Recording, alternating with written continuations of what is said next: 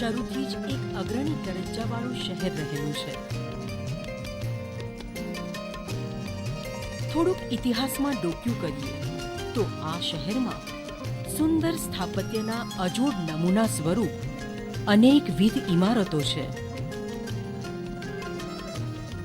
આ ઇમારતો આપણી વિરાસતની ભવ્યતાની ઓળખ આજ દિન સુધી આપે છે. મસ્જિદ હોય કે મંદિર, પણ કલા કારીગરીના ઉત્તમ ઉદાહરણો તો એ છે જ. બારીકીથી કરેલી કોતરણી, થાંભલાઓની ગોઠવણી, ગુંબજો, દરવાજા, જ્યાં નજર પડે ત્યાં કલાનો પુરાવો અને ઊંડી સૂઝ અને આવડતથી બનેલી આ ઇમારતો આપણા અમદાવાદને એક હેરિટેજ સિટીનું સ્ટેટસ આપવા માટે સક્ષમ છે. કોઈ પણ વ્યક્તિ આને જોઈને બોલી ઉઠે, વાહ, શું કામ કર્યું છે, અને અભિભૂત થઈ જાય. પછી એ પરદેશી હોય, ભારતીય હોય કે આપણો અમદાવાદનો જ રહેવાસી. અરે, અમદાવાદ એટલે માત્ર સ્થાપત્ય જ નહીં, પણ કોટના વિસ્તારમાં આવેલી પોળો એની મોટી ઓળખ છે. લાંબી સાંકડી પોળો અને આજુબાજુ અડોઅડ ઘરો. ક્યારેક એ પોળ ખડકીમાં ખુલે તો ક્યારેક કોઈ શેરીમાં વળે, અને વળી તેમાંય પાછી નાનકડી ગલી નીકળે અને ફરી પાછી પોળમાં એ ભળે. આ તો ચોક્કસ પગે ચાલીને અનુભવવા જેવી વાત છે. એટલે જ શહેરમાં હેરિટેજ વોક પણ શરૂ કરાયા છે. પોળની સંસ્કૃતિ કંઈક જુદી જ છે. એકબીજા સાથે અડોઅડ આવેલા ઘરો એટલે પોળમાં સૌ એકબીજાને ઓળખે, એક સાથે અને એક પડખે ઊભા રહે. અહીંના મકાનોમાં પણ ઉત્તમ રચના અને કલાકારીગરી દેખાય છે.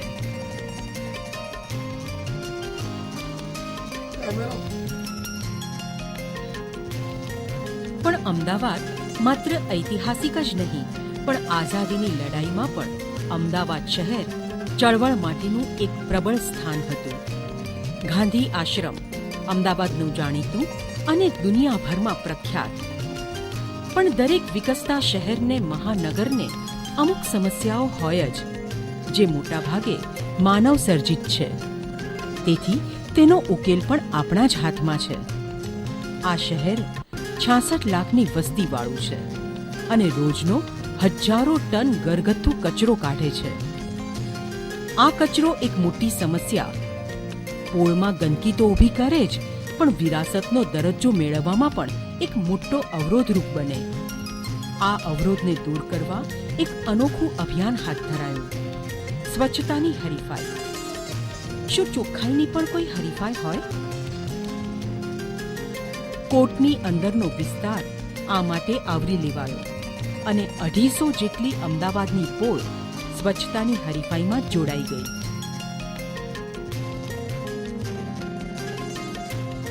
અમદાવાદ જે છે એ બધી જ બાબતોમાં પ્રમુખે આવે છે, પણ સ્વચ્છતામાં પાછળ રહી જાય છે. એટલે સ્વચ્છતાને અમે મેઇન ટાસ્ક અમારા કેમ્પેનનો મુદ્દો બનાવ્યો. હવે મુદ્દાનો સવાલ એ હતો કે સ્વચ્છતા આ જાળવી કેવી રીતે, શું એવા તો પ્રયાસો શું નાખીએ જેથી લોકો અને સરકાર બંને મળીને આ સ્વચ્છતા રાખે, સ્વચ્છતા જાળવે. આના માટે અમે આ કેમ્પેનને 2 પાર્ટમાં ડિવાઈડ કર્યું. એક કર્યું પોલિસી અને બીજું કર્યું લોકો. પોલિસી માટે અમે લોકો અમદાવાદ મ્યુનિસિપલ કોર્પોરેશન પાસે ગયા. ત્યાંથી અમે મેયર્સ કપનું ફરીથી રિવાઇવલ કર્યું. 1965માં છેલ્લે મેયર્સ કપ થયેલું હતું. મેયર્સ કપ એ સ્વચ્છતા પોળ અભિયાન છે. આના માટે અમે પોળમાં ગયા, લોકોને સ્વચ્છતાની મહત્વતા સમજાઈ અને લોકોને જાગૃત કર્યું. હવે અમને બીજી એ વાત ખબર પડી કે સરકાર તો ઘણું બધું કરે છે સ્વચ્છતા માટે અને બીજી બધી કાર્યકર્તીઓ માટે. આપણે બસ ઘરે બેસીને સરકાર તરફ આંગળી કરીએ છીએ, પણ ખરેખર આપણને ખબર નથી હોતી કે સરકાર કેટલું બધું કરે છે. અમને ખબર પડી, આના પછી અમને ખબર પડી કે જે ખરેખર સમસ્યા છે એ જાગૃતતાની છે, કે લોકોમાં જાગૃતતા ઓછી હતી.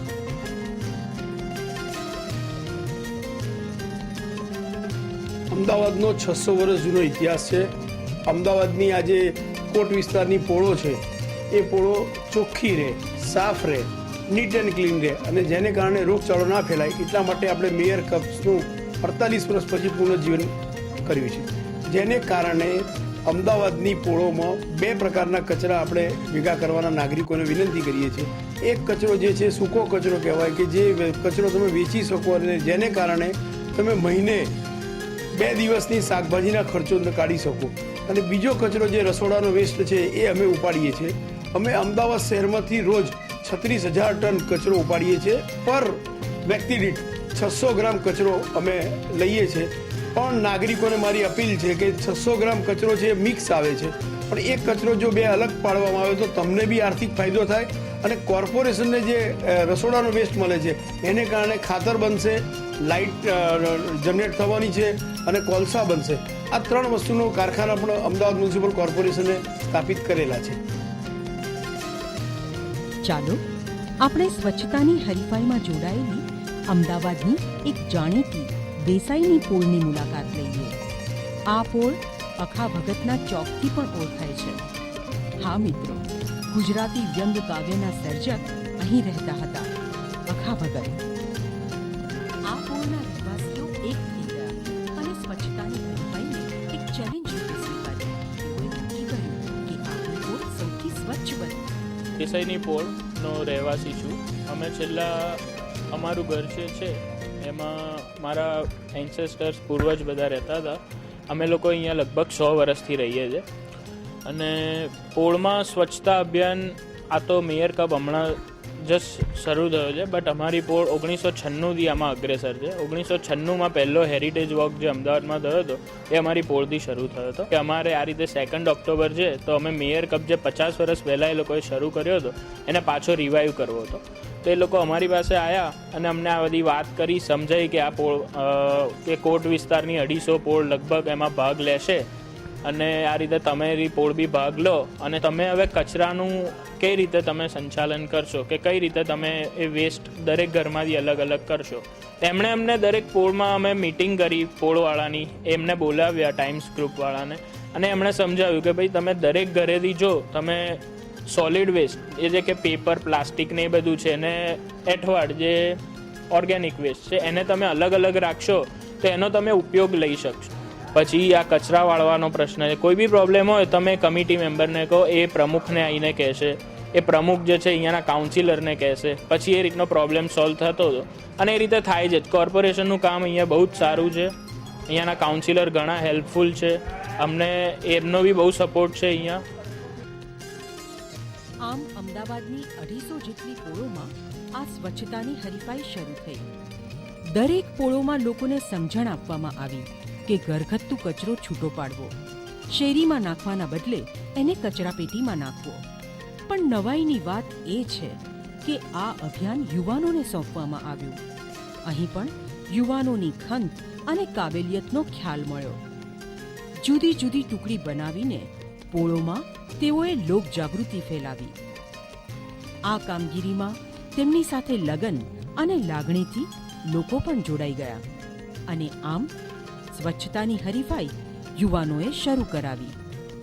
મેયર્સ કપમાં અમે લોકોએ 250 જેવી પોળોમાંથી એક રિસ્પોન્સિબલ આદમીને નિયુક્ત કર્યો છે અને એ આદમીને અમે લોકો પોળ મિત્ર કહીએ છીએ, એટલે કે લિટર પોલીસ, જે ધ્યાન રાખશે પોળની સ્વચ્છતા માટે અને એના બીજા બધા ઘણા પ્રોબ્લેમ્સ માટે. એને અમે લોકોએ એએમસીનો કોન્ટેક્ટ આપ્યો છે, જે ડાયરેક્ટ જે પણ સમસ્યા હશે પોળની એમાં એએમસી જોડે કોન્ટેક્ટ કરશે અને એ સમસ્યાનો તરત નિકાલ આવી જશે.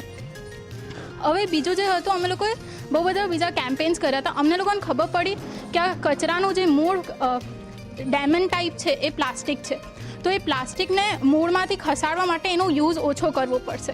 એના માટે અમે લોકોએ પેપર બેગ્સ અને નોન વોવન બેગ્સનું ડિસ્ટ્રીબ્યુશન કર્યું છે અને એ પેપર બેગ્સ અમે લોકો સ્કૂલના છોકરાઓ દ્વારા બનાવી હતી. સ્કૂલના છોકરા ફ્યુચર યુથ છે, એટલે એમને ખબર હોવી જોઈએ કે કચરાનું કઈ રીતે નિકાલ કરવું જોઈએ. આ પોળની સ્થાપના મારી માન્યતા મુજબ આશરે 200 વર્ષ પહેલાં થયેલી. જ્યારે અમદાવાદમાં સ્વામિનારાયણનું મંદિર બંધાયેલું ત્યારે આ પોળમાં રહેવાસીઓ અહીંયા રહેવા આવેલા. એ વખતે અમદાવાદમાં ટેક્સટાઇલ મિલ ઉદ્યોગ હતો, એટલે કારીગર તરીકે બધા અહીંયા રહેતા હતા અને મિલોમાં નોકરી કરતા હતા અને નોકરિયાત વર્ગ હતો, મોટાભાગનો નોકરિયાત વર્ગ હતો. અને એ વખતના સમયમાં જે બધા છાપરાવાળા મકાનો હતા, જૂના મકાનો હતા. અત્યારે જે મકાનો છે એ બધા સુધારેલા અને રિનોવેશન કરેલા છે બધા મકાનો. તે લગભગ આથી હું લગભગ 1940ની વાત કરું તમને તો 1940માં છે ને અમારી પોળમાં મંડળો ચાલતા હતા. એ લોકો જે સ્વયં છે ને એમના પોતાના આંગણા સાફ કરતા હતા, સફાઈનું કામકાજ કરતા, સવાર સાંજ 2 ટાઈમ સફાઈ કરતા હતા, પાણી છાંટતા હતા અને એ રીતે સ્વચ્છતા રાખતા હતા. હાથીગાના નવાસ છે પોળનું નામ. મારું નામ ધૈર્ય શાસ્ત્રી છે. આ પોળમાં મેં સફાઈ અભિયાનમાં મેં આગળ પડતો ભાગ લીધો છે અને આ જે પોળમાં ફંક્શન કર્યું કે જે આપણે મેયર્સ કપમાં અમે વિજેતા બન્યા, 2nd નંબરની અમદાવાદમાં પોળનો નંબર આવ્યો છે. અને પોળમાં આપણને સ્વચ્છતા માટે હજી આગળના આપણે બહુ એના સ્ટેજીસ નક્કી કરેલા છે કે આપણે સ્વચ્છતા માટે શું કરવું છે શું નહીં. અને હવે ઘરે ઘરે ડોર ટુ ડોર અમે કેમ્પેઇન ચલાવવાનું વિચાર્યું છે એમાં કે નવા કચરા માટે બધાને ડસ્ટબિન બી આપવાનું વિચાર્યું છે. અને જે બી ફંડ્સ અમે જે કોર્પોરેશનમાંથી અમને જે મળ્યું છે કે જે મેયર્સ કપમાં અમે જે જીતેલા છે, અમે એ જે પૈસા જે આવ્યા છે એ પૈસા અમે આ પોળમાં યુઝ કરવાના છે. પૂરેપૂરો જે ફંડ આવેલું છે અને એને આગળ હજી વધારવા માટે, આગળ ઇનામ લેવા માટે કે આગળ આપણે 2nd નંબરની પોઝિશન છે અને ફર્સ્ટ ટોપ ઉપર લઈ જવા માટે અમે વધારે પ્રયત્ન કરવાના છે. જે આપણે પોળની જે હજી બી કચરો જ્યાં દેખાય છે એ બધો કચરો એકદમ ચોખ્ખી પોળ રાખવાની છે. આમ અમદાવાદમાં સ્વચ્છતાની હરીફાઈએ વેગ પકડ્યો. 250 જેટલી પોળો અને એમાં દરેક પોળો માટે 3 થી 4 જણની ટુકડીએ ઘરે ઘરે જઈને લોકોને સમજ પૂરી પાડી કે ઘરગથ્થુ કચરો કેવી રીતે છૂટો પાડવો. પ્લાસ્ટિક, પેપર અને અન્ય કચરો જુદો પાડી રદ્દીવાળાને વેચવો અને બીજો અન્ય કચરો જેને આપણે ઓર્ગેનિક વેસ્ટ તરીકે ઓળખીએ છીએ તેને એકત્ર કરીને ઘરમાં કચરા પેટીમાં રાખવો.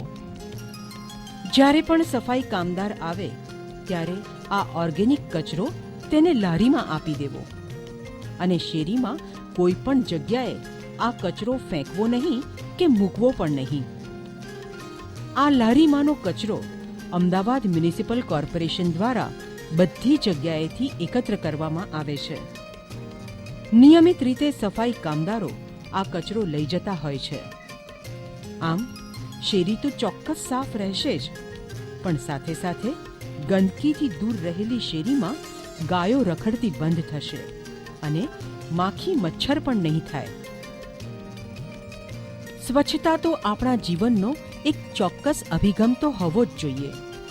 ઘર આંગણે ગંદકી આપણા પોતાના ઉપર જ માઠી અસર પામે છે.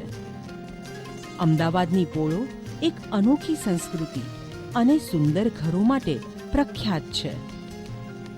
લોકો પણ આવા ઘરમાં રહેવાનો ગર્વ લે છે અને પોળમાં રહેવાનો પણ ગર્વ લે છે. તો પછી આ પોળને સ્વચ્છ કેમ ન રાખવી? આ સ્વચ્છતાની હરીફાઈ માટે જજીસની પેનલ બનાવવામાં આવી, જેમણે પોળે પોળે જઈને નિરીક્ષણ તેમજ ચકાસણી કરી કે લોકોને જે પ્રમાણે સ્વચ્છતાની ફરજ પડાઈ છે તે મુજબ તેઓ ચોખ્ખાઈ રાખે છે કે કેમ. આ પેનલમાં અમદાવાદ શહેરના અગ્રણી વ્યક્તિઓ હતા કે જેમને અમદાવાદની સંસ્કૃતિની તેમજ પોળોની તથા પર્યાવરણની આગવી સૂઝ અને સમજણ હોય.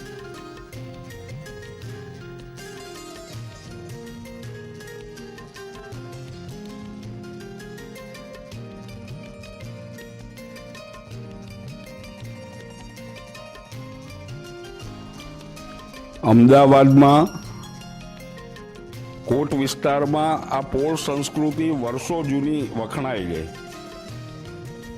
કોટ વિસ્તારની પોળો એટલી પ્રખ્યાત હતી અને પહેલાના સમયમાં બધા સારા મિલ માલિકો, ઉદ્યોગપતિઓ એ બધા પોળોમાં જ પહેલા વસતા હતા.